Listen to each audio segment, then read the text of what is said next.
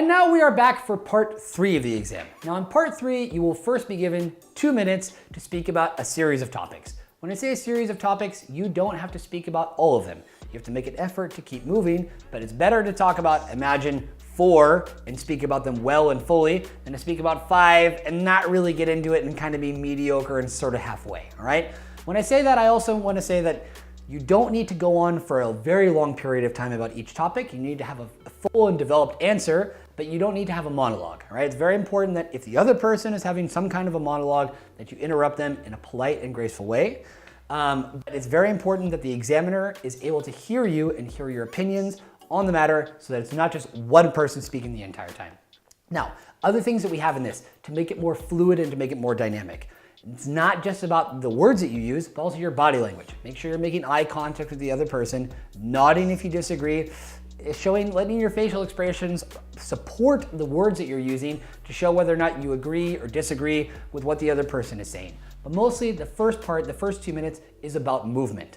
But things that are good that you can put in there between one topic and the next is say, shall we move on to the next point? You're inviting the other person. Or how about we move on, or how about we go on, or how about we carry on, or why don't we keep moving? These kind of things show that you are driving the conversation. And one of the things you have to remember is that it's not just what you say, but how you say it, and also the interaction and the dynamic between the two people who are speaking.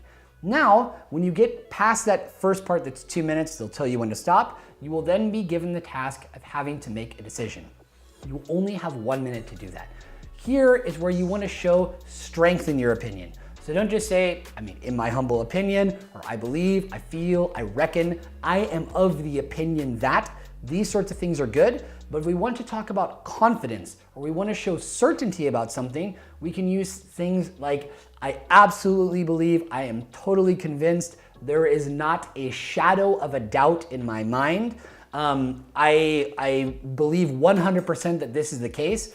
And if we disagree with the person, you can say, I disagree, I don't agree with you 100%, I agree up to a point, I see what you mean, but on the other hand, don't you think? Try to use some more sophisticated language to express your opinions, to show whether or not agree with the other person, and make sure, even if you agree within the first 20 seconds of this 1 minute, which would probably be too easy, that you want to keep the conversation going for the full minute to show the examiner that you're capable of doing so with your partner.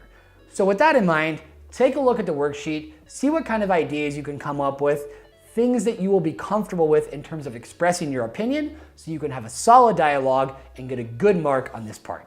Take care.